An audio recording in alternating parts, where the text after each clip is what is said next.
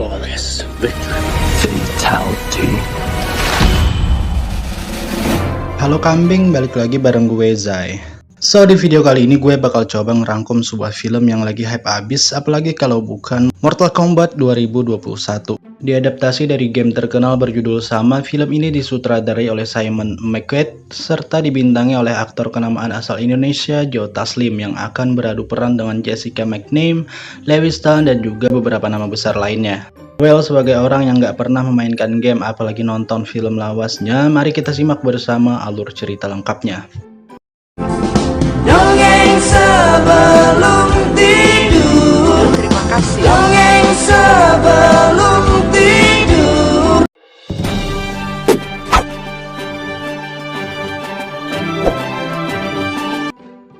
Film bermula di Jepang pada tahun 1617, tepatnya di kediaman Hanzo Hasashi yang merupakan pimpinan dari klan Shirairyu. Ia bersama dengan istri dan juga anak sulungnya lagi berkebun di depan rumah.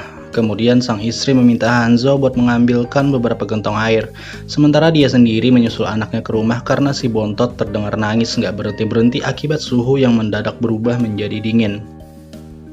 Lalu nggak lama setelah itu istrinya Hanzo melihat para anggota klan Shirairyu dibantai habis-habisan oleh sekelompok orang misterius. Di tengah kepanikan ini, si bontot segera dimasukkan ke bawah kolong meja, tepat sebelum Bihan, sang pemimpin penyerangan, masuk ke dalam rumah. Dan ternyata tujuan mereka kesini ialah untuk membunuh Hanzo Hasashi.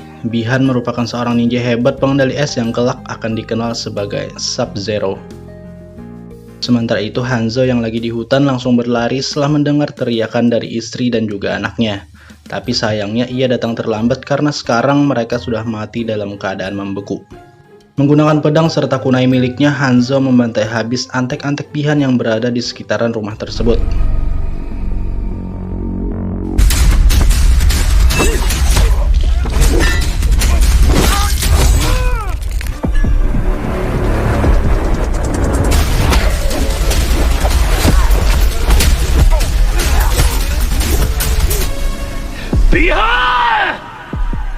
Selanjutnya dengan kemarahan membara, Hanzo mencari keberadaan Bihan yang ternyata sudah menunggunya di dalam hutan, hingga duel sengit antara dua ninja terhebat ini pun gak terelakkan lagi.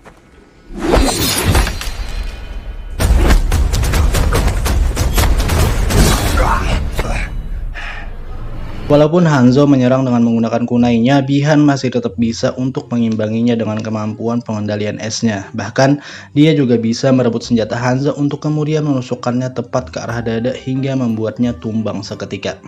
Rupanya tujuan Bihan datang ke sini nggak lain adalah untuk membunuh serta menghabisi seluruh garis keturunan klan Shirairyu. Seperginya Bihan dari sana, ternyata Hanzo Hasashi masih hidup walau dalam keadaan sekarat. Dan di momen inilah dengan sisa kekuatannya, dia mengirim tubuhnya sendiri ke dimensi lain agar nantinya di saat yang tepat bisa balik lagi untuk membalaskan dendamnya.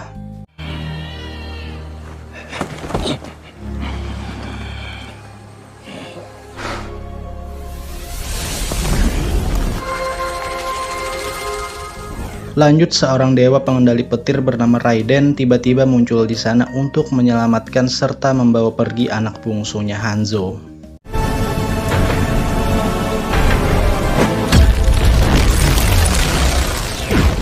Empat 4.000 tahun telah berlalu dan Shin memperlihatkan seorang petarung amatir bernama Cole yang ditemenin sama anak istrinya lagi mempersiapkan diri buat pertandingan hari ini. Singkat cerita, pertarungan pun sudah dimulai, namun sayangnya keberuntungan belum berpihak kepadanya karena dia kalah dalam pertandingan tersebut.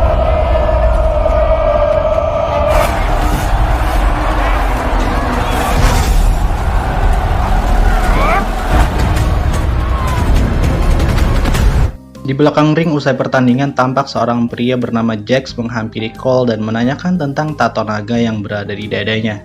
Tapi sebelum Jax sempat ngejelasin apa-apa, Cole sudah keburu pergi ngajakin putrinya buat nyusul sang ibu ke sebuah restoran. Shin berpindah ke sebuah dimensi lain dari semesta bernama Outworld. Terlihat Bihan atau yang sekarang dikenal sebagai Sub-Zero diminta menghadap kepada pimpinannya yang bernama Shang Tsung. Di sana mereka membicarakan tentang sebuah turnamen antar dimensi bernama Mortal Kombat yang sudah dimenangkan oleh Outworld selama 9 kali berturut-turut. Karena atas titah sang Elder God, yaitu pemimpin tertinggi di universe ini, kalau siapa aja yang berhasil memenangkan turnamen selama 10 kali, dia akan diberikan hak untuk menguasai seluruh dimensi yang ada. Sengsang sebagai kaisar Outworld tampak sangat khawatir dengan sebuah ramalan kuno yang menyatakan kalau akan ada seseorang dari garis keturunan ninja legendaris Hanzo Hasashi yang mampu menghentikan kemenangan berturut-turut mereka. Kemudian meski mengetahui fakta kalau berabad-abad silam Sub-Zero telah menghabisi seluruh garis keturunan dari klan Shiraiyu, Sengsang tetap mengutus petarung terbaiknya tersebut untuk menghabisi seluruh petarung bumi buat berjaga-jaga. Sub-Zero. Pindah ke bumi di sebuah restoran, Cole bersama dengan anak istrinya lagi siap-siap buat makan malam. Cuman keadaan sekejap berubah menjadi dingin bahkan sampai mengeluarkan salju. Ternyata itu semua diakibatkan oleh kedatangan Sub-Zero yang langsung memborbardir tempat tersebut dengan hujan es buatannya. Jax yang sedari tadi emang ngikutin Cole segera memacu mobilnya buat nyelamatin serta membawa pergi keluarga kecil tersebut. Di dalam mobil, Jax menunjukkan di Dragon Mark yang sama persis seperti miliknya Cole. Dari Jax, Cole mengetahui kalau dengan adanya tanda tersebut berarti ia sudah terpilih menjadi petarung bumi di sebuah turnamen antar dimensi. Dan selama tanda tersebut ada, pengendali es yang tadi menyerang akan selalu memburu mereka. Lalu nggak lama kemudian, tepat di ujung jalan, ternyata Sub-Zero berhasil nyusulin mereka semua. Di sini Jax berinisiatif buat ngelawan serta menghentikan dia sendirian. Sementara itu Cole ia perintahkan buat nyelamatin anak dan istrinya dulu sebelum nantinya mendatangi alamat dari seorang wanita bernama Sonya Blade yang ia berikan. Meski bertubuh besar serta menggunakan senapan, Jax tetaplah bukan tandingan dari Sub-Zero. Hingga ia pun dengan mudahnya dihajar habis-habisan sebelum akhirnya kedua belah tangannya dibekukan dan hancur seketika.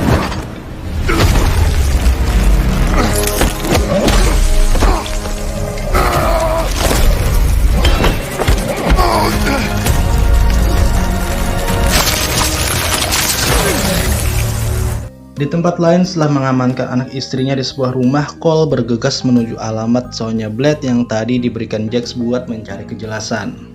Berpindah ke Outworld, seorang wanita aneh bernama Milena melapor kepada Sengsang kalau Sub-Zero cuma berhasil menghabisi satu dari dua petarung bumi yang terlacak. Hingga ia pun memerintahkan Milena buat mengutus manusia reptil melanjutkan kerjaan Sub-Zero. Send in the reptilians. Tepat di tengah malam, Cole berhasil menemukan alamat yang dimaksudkan Jax. Kemudian dia pun segera masuk ke sana secara diam-diam, namun tiba-tiba dari belakang muncullah seorang wanita berambut pirang yang langsung menyerang Cole secara membabi buta. Dan ternyata itu adalah Sonya Blade. Sonya segera menghentikan serangannya setelah melihat The Dragon Mark yang berada di dadanya Cole. Lalu ngajakin dia buat masuk ke dalam ruangan khusus miliknya. Di tempat ini, Sonya menceritakan secara detail yang ia tahu tentang The Dragon Mark tersebut kepada Cole. 7 tahun lalu saat ia bersama dengan Jax masih menjadi anggota pasukan khusus, mereka ditugaskan ke Brazil buat menangkap seorang buronan yang ternyata memiliki tanda naga, serta kemampuan super hingga bisa dengan mudah memporak-porandakan seluruh pasukannya. Lalu kemudian ketika Jax berhasil membunuhnya, tanda tersebut secara otomatis pindah ke bagian tubuhnya Jax. Dan dari sanalah ia memulai penyelidikannya. Hingga setelah beberapa tahun kemudian, barulah Sonya dapat memastikan kalau tanda tersebut adalah sebuah undangan buat membela bumi di sebuah turnamen antar dimensi bernama Mortal Kombat. Lanjut, saat Cole melihat gambar Hanzo Hasashi yang tertempel di dinding rumah Sonya, ia tiba-tiba secara nggak sadar melihat bayangan misterius dari Hanzo serta sebilah kunai. Tapi kemudian langsung dikagetkan lagi dengan suara seseorang yang juga berada di ruangan tersebut dalam keadaan terborgol. Dia adalah Keno, seorang tentara bayaran dari klan The Black Dragon, pengedar narkoba dan juga senjata. Sonya menemukannya tepat setelah dia membunuh pemilik tanda naga yang sedang mereka cari. Hingga mau nggak mau dia pun ikut serta dibawa pulang karena secara otomatis tandanya berpindah kepada Kano seperti halnya yang pernah dialami Jax. Sementara Sonya sendiri mengakui kalau ternyata dia nggak memiliki The Dragon Mark di tubuhnya.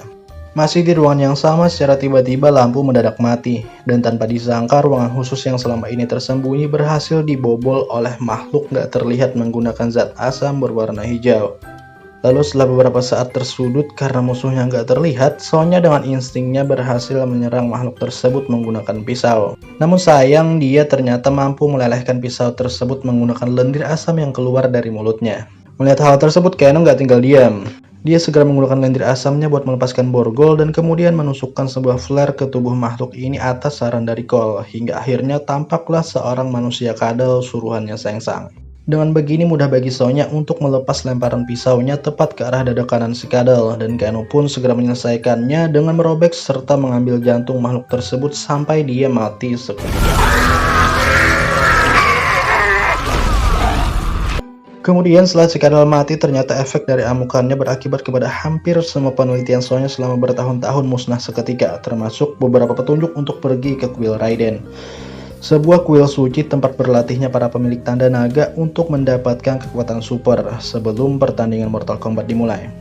Melihat keputusasaan Sonya, Kano tampak senang bahagia karena ternyata di balik sifat arogan, sombong, serta angkuhnya, dia ternyata mengetahui tempat di mana kuil Raiden berada.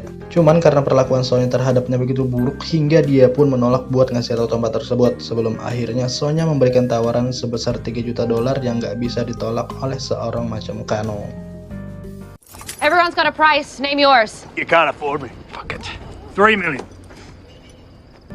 Keesokan harinya menggunakan pesawat sewaan, mereka bertiga langsung berangkat dan turun di sebuah padang pasir luas. Dari sini masih ada sekitar 30 km lagi baru sampai ke tempat yang dimaksud. First time? Yeah, what gave it away? Simple. We don't got all night, princess. Di tengah teriknya matahari, mereka bertiga jalan kaki dan masih nggak nampak sama sekali kuil yang mereka cari. Hingga di pertengahan jalan terjadilah sedikit konflik karena Kano dengan mulut besarnya mengejek Sonya yang nggak memiliki tanda naga. Lalu dengan beberapa gerakan saja, Sonya berhasil melumpuhkan serta menempelkan pisaunya tepat ke arah leher Kano. Beruntung dia masih melepaskannya saat itu. You're so close. Just take it. Kemudian gak berapa lama ngelanjutin perjalanan, terlihat dari kejauhan seorang pria berjalan menuju ke arah mereka. Lantas Kano pun segera mencabut pisaunya hingga pria tersebut mengeluarkan bola api dari tangannya buat melindungi diri dan mengatakan kalau ia bukanlah musuh serta ngenalin diri sebagai Liu Kang. Sonya jelas tahu kalau tentunya dia adalah salah satu dari anggota petarung bumi yang sudah ngelatih kemampuannya di kuil Raiden. Liu Kang lantas menuntun mereka bertiga buat menuju kuil tersebut yang letaknya ternyata berlawanan arah dari yang dikatakan Kano. Just teach me how to do it. Di antara dua bukit, pintu masuknya pun tampak terlihat dan di dalam masih terdapat sebuah pintu lagi yang hanya bisa dibuka menggunakan mantra khusus. Setelah berhasil mencapai kuil, di dalam mereka semua langsung disambut oleh beberapa mural dari zaman ke zaman yang menceritakan tentang sejarah turnamen Mortal Kombat. Di sana Cole kembali mendapat penglihatan misterius lagi setelah melihat lukisan dari Hanzo Hasashi. Di sudut ruangan, Sonya terkejut ketika melihat Jax terbaring gak berdaya serta dalam keadaan gak memiliki tangan akibat dari pertarungannya melawan Sub-Zero. Liu Kang menjelaskan kalau sekarang para biksu sedang berusaha keras untuk membuat Jax agar tetap hidup. Selanjutnya ia ngajakin mereka semua buat menghadap kepada Lord Raiden. Di sana Raiden tampak kecewa berat setelah melihat para petarung bumi yang masih belum bisa apa-apa. Ditambah lagi salah satu dari mereka bahkan gak memiliki tanda naga. Sementara turnamen Mortal Kombat sudah hampir dimulai dan mereka harus berhadapan dengan para petarung dari Outworld yang sudah sangat terlatih. Setelah dari sana, Liu Kang merasakan suasana mendadak berubah menjadi dingin, bahkan bola api di tangannya sampai padam. Dan benar saja dari arah pintu masuk, Sub-Zero ternyata sudah berhasil membobolnya, serta langsung menyerang Liu Kang. Beruntung Kung Lao yang kebetulan juga baru tiba di sana berhasil membantu Liu Kang menghindari serangan dari Sub-Zero yang ternyata nggak datang sendirian. Tampak dari arah belakang, Shang Tsung bersama Mileena juga mendekat ke sana. Mereka bertiga berniat menghabisi semua petarung bumi sebelum turnamen dimulai. Tapi Raiden tentunya nggak bakal ngebiarin itu semua terjadi begitu aja. Hingga dengan kekuatannya dia membuat pelindung petir di dalam kuil tersebut dan membuat Shang Tsung serta kedua anak buahnya langsung pergi dari sana. These are your champions. I have come for your souls.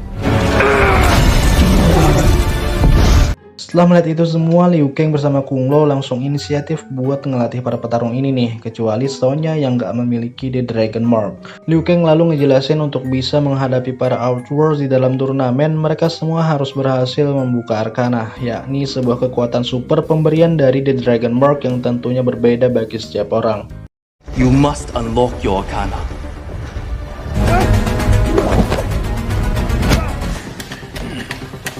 Fight! Got down again.